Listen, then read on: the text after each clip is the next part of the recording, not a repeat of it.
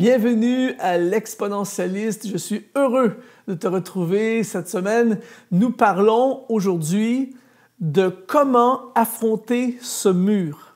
Je suis certain que tu as déjà vécu, et si tu ne l'as pas vécu, je ne veux pas t'annoncer des mauvaises nouvelles, mais il est assuré qu'à un moment donné dans ta vie, il y aura des murs, il y aura un mur.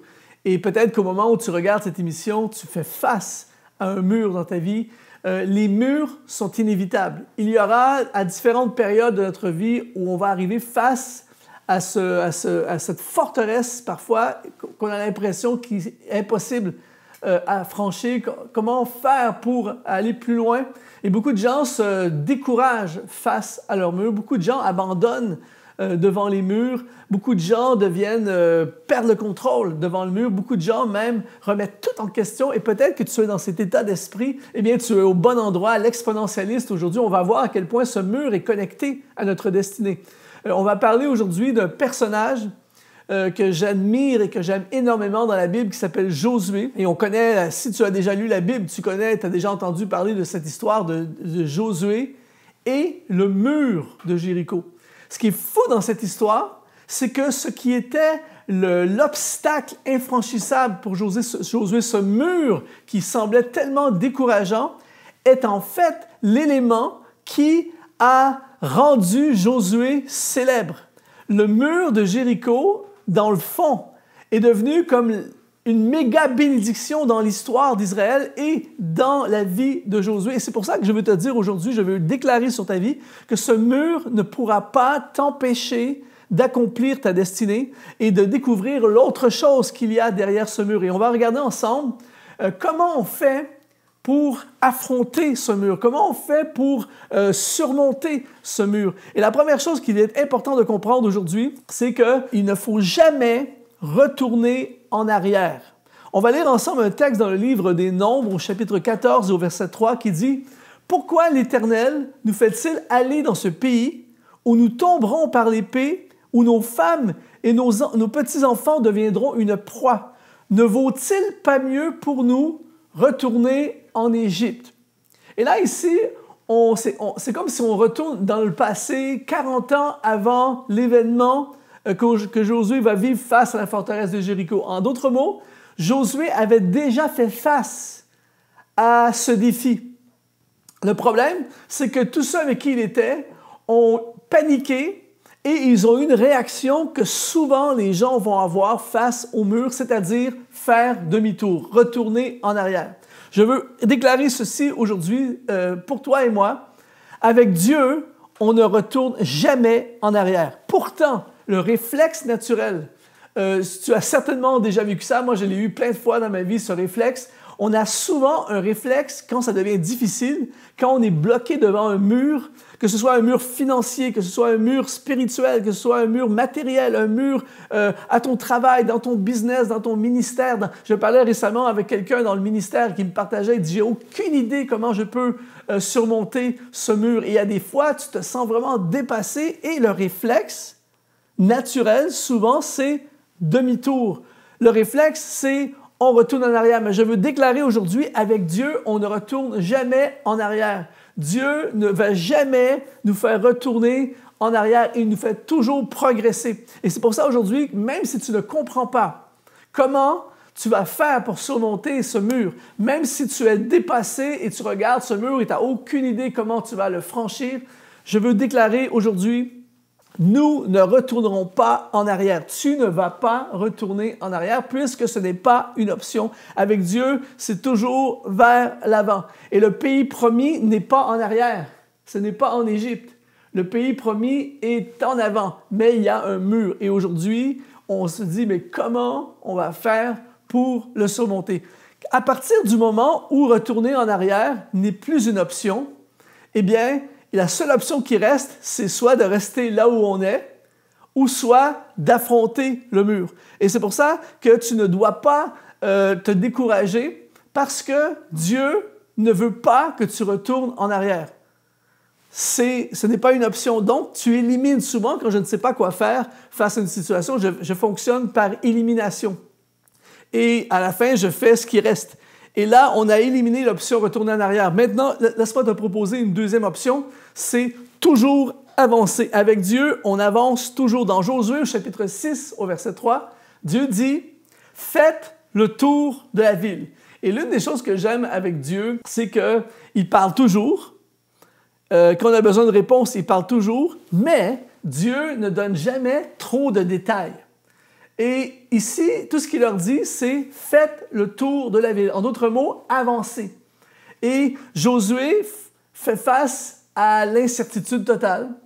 Il ne sait pas exactement ce qui va arriver. Il ne sait pas comment cette histoire va se terminer. Je ne sais pas si tu t'es déjà retrouvé dans cette situation. Moi, si. Dans ma vie, j'ai souvent été dans des situations où je n'ai aucune idée de ce qui va arriver. Je sais que je ne peux pas retourner en arrière. Je dois avancer, mais j'avance sans trop savoir ce qui va se passer. Mais ça, c'est une des façons, une des procédures de Dieu. Et aujourd'hui, si tu es bloqué, si tu es paralysé, si tu es terrifié et surtout si tu es tenté de retourner en arrière, de retourner en Égypte, je te propose, même si tu as peur, même si tu ne sais pas trop, avance. Avance. Avec Dieu, on avance toujours, on progresse. Et c'est surprenant que lorsqu'on avance, on avance. Il y a quelques années de ça, je suis parti du Canada à vélo et j'ai fait un voyage de 1000 km à vélo vers la côte est de l'Atlantique et au travers certains États américains. Et je me souviens, je faisais du vélo le jour et je campais, j'avais tous les sacs avec moi, tout le matériel de camping. Et je me souviens, le premier soir, j'ai dormi dans un petit camping, tout ça. Et le premier soir, pluie diluvienne, orage, tout était trempé. Quand je me suis levé le matin, tout était trempé. La pluie, j'étais terrifié même la nuit parce qu'il y avait des éclairs, le tonnerre, c'était terrible avec des vents violents. Et pendant toute la nuit, la seule pensée, parce que je n'ai presque pas dormi de la nuit, la seule pensée que j'avais en tête, c'est « je retourne demain à la maison ». Et quand je me suis levé le matin, tout en moi voulait retourner à la maison. J'étais à des centaines de kilomètres de ma destination. J'étais trempé, je n'ai pas dormi, je ne suis pas bien. Mais ce jour-là, j'ai décidé de quand même continuer à avancer. Et à vélo, ce n'est pas comme en voiture. On avance à une certaine vitesse, mais c'est quand même lent.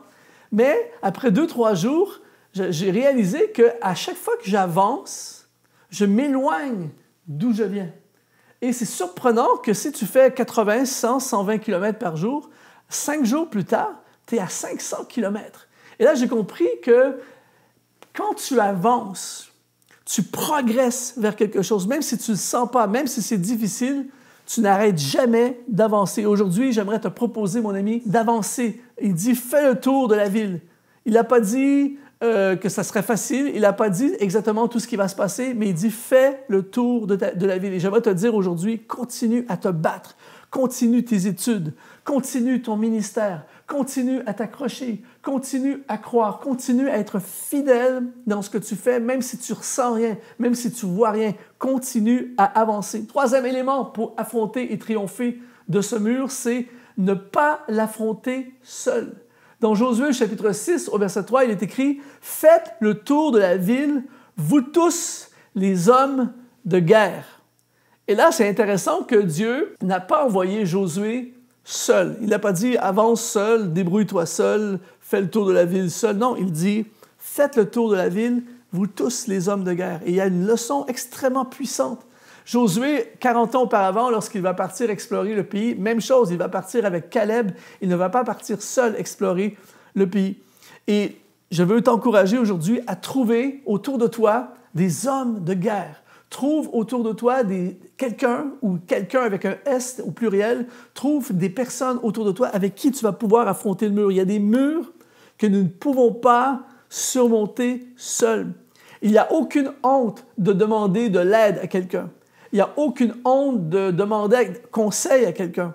Et il y a eu plein de murs dans ma vie où j'ai vraiment eu besoin de quelqu'un. J'ai eu besoin de personne. Et c'est fou à quel point lorsque tu demandes de l'aide et que quelqu'un vient avec toi, marche avec toi, t'accompagne dans la marche vers l'avant, vers ce mur, et qui t'aide et qui participe avec toi à faire la guerre à ce mur, c'est très puissant à quel point le scénario change. Alors aujourd'hui, ne reste pas seul. Si tu fais face à un mur dans ta vie, un mur familial, un mur à ton travail, tu n'as aucune idée comment t'en sortir. Un mur dans ton business, tu es pris dans une situation ou dans ton ministère, tu fais face à une situation et tu es dépassé, tu es découragé, tu ne vois pas d'issue.